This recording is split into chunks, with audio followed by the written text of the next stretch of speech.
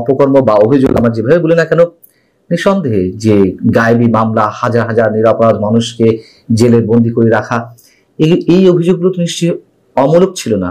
কিন্তু আওয়ামী লীগের আরো অনেক অপকর্মের মতন এই অপকর্মটিও জায়েজ হয়ে যাচ্ছে বর্তমান সরকারের নানান ধরনের অপকর্মের কারণে, অথবা বর্তমান সরকারের বিভিন্ন উপদেষ্টা যে ধরনের অযাচিত মন্তব্য করছেন, অথবা নিজেদেরকে রক্ষার জন্য নিজেদের অপকর্ম ঢাকতে গিয়ে এইসব মন্তব্য করছেন তার কারণে।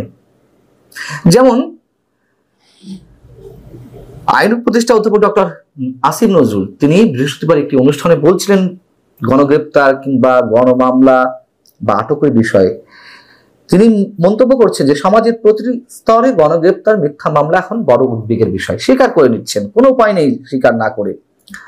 এক শ্রেণীর মানুষ মামলা করার মধ্য দিয়ে ব্যবসার প্রবণতা খুঁজে পান। আইনজীবী ও রাজনীতিবিদ যদি এর সঙ্গে সামিল হন, পুলিশ যদি দায়িত্বশীল না হয়, তাহলে এটি বন্ধ করা যাবে না। দেশের সব শ্রেণীর মানুষের বিরুদ্ধে মিথ্যা মামলা হচ্ছে, স্বীকার করে নেওয়ার জন্য ধন্যবাদ। কিন্তু মিথ্যা মামলাগুলো কাদের নির্দেশে হচ্ছে, কাদের ছত্রছায়ায় হচ্ছে, সে প্রসঙ্গে আসছে। তিনি আরো বলছেন যে সাংবাদিকদের বিরুদ্ধে যে মামলা হচ্ছে তার মধ্যে 266 জনের বিরুদ্ধে মামলা হয়েছে, কিন্তু গ্রেপ্তার হয়েছে মাত্র 15 জন। যাদের নামে মামলা হয়েছে তাদের ইনসাইড ক্রাইম বা অ্যামেন্ডমেন্টের জন্য মামলা হয়েছে। মামলা নিয়ে আমাদের কিছু করার নেই, মামলা করেছেন সাধারণ মানুষ। হলো তো, মানে রাজনৈতিক সরকারগুলো বা রাজনৈতিক সরকারের মন্ত্রী, এমপি কিংবা নেতারা যে ভাষায় কথা বলেন, ডক্টর আসিফ নজরুল ঠিক সেই ভাষাতেই কথা বলেন। তার মানে কি? মানে ওনাদের কিছু করার নেই, এখন যা হচ্ছে প্রত্যেকের জায়গা থেকে, সাধারণ মানুষদের মধ্য থেকে বা রাজনীতিবিদদের একটা অংশ তাদের নিজ নিজ স্বার্থের জায়গা থেকে এই কাজগুলো করছেন। তার মানে সরকারের কোনো দায় নেই, সরকারের কোনো দোষ নেই, সরকার নির্দোষ, সরকার অসহায়। তাহলে আওয়ামী লীগও নির্দোষ ছিল, আওয়ামী লীগের বিরুদ্ধে কোনো অভিযোগ দাঁড় করানো যাবে না, আওয়ামী লীগও অসহায় ছিল। আওয়ামী লীগের সময় যে হাজার হাজার গায়েবী মামলা হলো, লাখ লাখ মানুষকে বিনা বিচারে বন্দি করে রাখা হলো, গ্রেফতার করা হলো। শুধু বিএনপির যে অভিযোগ সেই অনুযায়ী বিএনপি নেতাকর্মীদের বিরুদ্ধে 1 লক্ষ মামলা হয়েছে, যাতে 40 লক্ষ নেতাকর্মী আসামি। অনেকের তো আদালতের বারান্দায় ঘুরতে ঘুরতে তাদের জামিনের জন্য মাসের পর মাস কেটে গেছে, খাওয়া দাওয়ার সময় পায়নি, বউ স্ত্রী সন্তানদের সময় দেওয়ার সময় পাননি। এই কথাগুলো তো সত্য। তাহলে সত্য হলে ওইখানে আওয়ামী লীগের কোনো দোষ ছিল না। ওই মামলাগুলো গায়েবীভাবে হয়েছে, পুলিশ বাণিজ্য করার জন্য করেছে, অথবা কোনো পক্ষ টাকা মানে অবৈধ উপায়ে টাকা অর্জনের জন্য এই মামলাগুলো করেছে। অধ্যাপক আসিফ নজরুল যে কথাগুলো বলছেন সেই তো বোঝায়, এগুলো তো বোঝায়।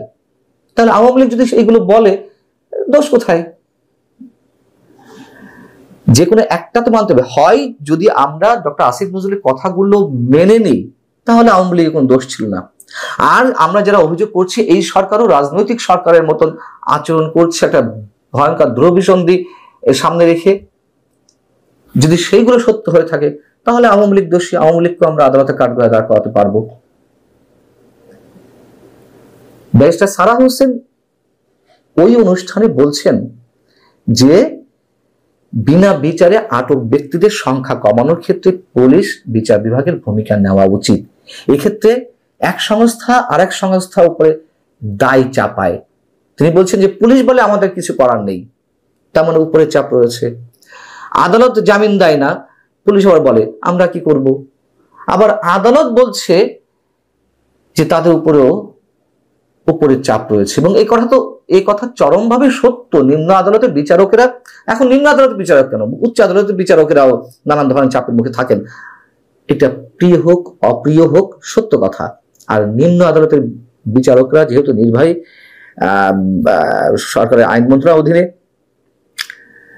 তো তাদের উপর তো চাপ থাকেই। আমরা তো জানি যে কিভাবে রাজনৈতিক সরকারগুলোর সময় সংশ্লিষ্ট মন্ত্রণালয়ের মন্ত্রীর নির্দেশে,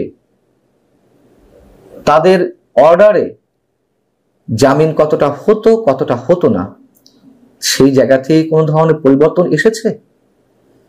আওয়ামী লীগের সময় যে এই ধরনের কোর্টকে ক্যাঙ্গারু কোর্ট বলা হতো তো সত্য কথা। এখনো কি তার বাইরে আসতে পেরেছে?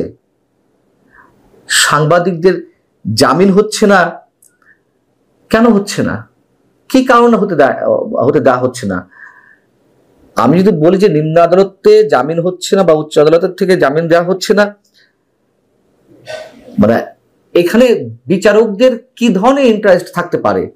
হয় কোনো লেনদেন, স্পষ্ট করে বলতে গেলে সেটি তো আর হওয়া সম্ভব না। তাহলে ব্যারিস্টার সারা হোসেন যে অভিযোগটি জানালেন সেটি সত্য কিনা, যে উপরে চাপ রয়েছে? আমরা ডক্টর আসিফ নজরুলের আরেকটি মন্তব্য শুনে আসি। তিনি বলছেন যে আমাকে প্রশ্ন করা হয় কেন আমি মিথ্যা মামলা বন্ধ করতে পারছি না এবং কেন জামিন দেওয়া হচ্ছে না, ইত্যাদি ইত্যাদি অনেক প্রশ্নে আমার কিছু করা থাকে না, তবে আমরা ব্যবস্থা নিচ্ছি। এই ধরনের মিথ্যা মামলা বা গণগ্রেপ্তারের বিরুদ্ধে বিধান করা হচ্ছে। কিন্তু তিনি সেইগুলো এখন ডিসক্লোজ করতে চান না, প্রকাশ্যে বলতে চান না। কেন বলতে চান না? বললে অপরাধীরা পার পেয়ে যাবে।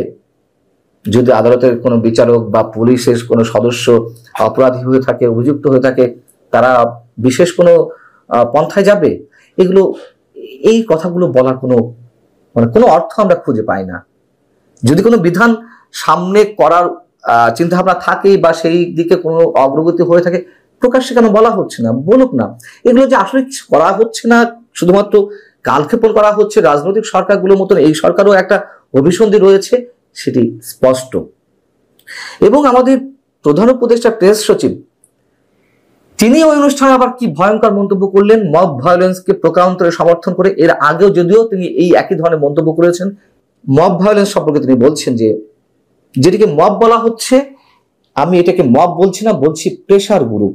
সেটা তৈরি হয়েছে আগের সাংবাদিকতার ব্যর্থতার কারণে, এবং সেটির তৈরি হওয়ার গ্রাউন্ড কেন তৈরি হচ্ছে, মানে এই মব ভায়োলেন্স যে হচ্ছে এটির গ্রাউন্ড কেন, বিশেষ করে গণমাধ্যমের সামনে যে মব ভায়োলেন্স গুলো হয়েছে সেই প্রসঙ্গে তিনি বলছেন কেননা তারা ক্ষতিগ্রস্ত হয়েছে। গত 15 বছর তো তারা মিনিমাম সিভিল লিবার্টি রাখা হয়নি সেখানে তাদের ক্ষেত্রে, এবং যেহেতু তিনি ক্ষতিগ্রস্ত হয়েছেন বা তারা ক্ষতিগ্রস্ত হয়েছে, তারা এখন কনসার্ন। গত বছরের 28 জুলাই বাংলাদেশের শীর্ষ সাংবাদিকরা যে শেখ হাসিনাকে বলেছেন এদেরকে খুন করেন, পুলিশ কেন গুলি করছে না, কেউ কি বলেনি? তিনি প্রশ্ন করছেন, প্রশ্নের মধ্য দিয়ে প্রকারান্তরে মন্তব্য করছেন, সাংবাদিকরা এই কথা বলেছেন। প্রথম কথা হচ্ছে তিনি মবকে জাস্টিফাই করার চেষ্টা করছেন। কি কারণে? এই যে মানুষগুলো গণমাধ্যমের সামনে মব ভায়োলেন্স তৈরি করেছিল, ডেইলি স্টার, প্রথম আলো, কালবেলা, তাদের বিরুদ্ধে এই মানুষগুলো তো অভিযোগ জানিয়েছিল যে তারা ভারতের দালালি নাকি করছে। এই জন্যই তাদেরকে উচিত শিক্ষা দিতে হবে। তারা এই গণমাধ্যমগুলোর সামনে জিয়াফতের আয়োজন করলেন, মাংস খাওয়া দাওয়া করলেন, রান্না বান্না করলেন, এবং গরু জবাইয়ের মাধ্যমে যারা এই কাজগুলো করেছিলেন, যারা শফিকুল আলম একটা একটা করে দেখান তো তাদের মধ্যে গত সরকারের সময় কজন ক্ষতিগ্রস্ত হয়েছেন। আর তারা তো প্রকাশ্যে ঘোষণা দিয়েছে ভারতের দালালির জন্য তারা এই কাজগুলো করছে, যাতে এই গণমাধ্যমগুলো ভারতের দালালি না করে। আর দ্বিতীয় কথা হচ্ছে যে তিনি যে বললেন যে আওয়ামী লীগের সময় যে সাংবাদিকরা চাটুকারিতা করেছে, তারা আবার বলেছেন নাকি যে সরকারের উদ্দেশ্যে বা সরকার প্রধানের উদ্দেশ্যে যে যারা আন্দোলন করছিল তাদেরকে গুলি করেন, তাদেরকে হত্যা করেন। আচ্ছা, এই কথাগুলো তিনি কোথায় পেলেন? কি উদ্ভট কথাবার্তা! আওয়ামী লীগের সময় সাংবাদিকরা সীমাহীন দালালি করেছে, চাটুকারিতা করেছেন, তারা অনৈতিক সুযোগ সুবিধা নিয়েছেন। সে বিষয়ে আওয়ামী লীগের সময়ে আমি অসংখ্যবার কথা বলেছি। কিন্তু সাংবাদিকরা হত্যাকাণ্ডের সঙ্গে জড়িত, সাংবাদিকরা হত্যাকাণ্ড ঘটানোর জন্য সরকারের প্রতি আহ্বান জানিয়েছিল আওয়ামী লীগ সরকারের সময়। এটা আবার কোন ধরনের উদ্ভট সব ভয়ঙ্কর তথ্য!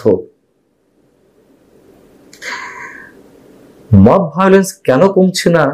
সরকারের পক্ষ থেকে, প্রধান উপদেষ্টা থেকে শুরু করে স্বরাষ্ট্র উপদেষ্টা, অন্যান্য দায়িত্বশীল ব্যক্তিরা বলার পরেও যে মব ভায়োলেন্স কেন বন্ধ হচ্ছে না আমাদের বুঝতে বাকি থাকে না। কারা তাদেরকে উৎসাহিত করছে, কারা তাদেরকে শক্তি যোগাচ্ছে। ভালো থাকুন সবাই। আল্লাহ হাফেজ।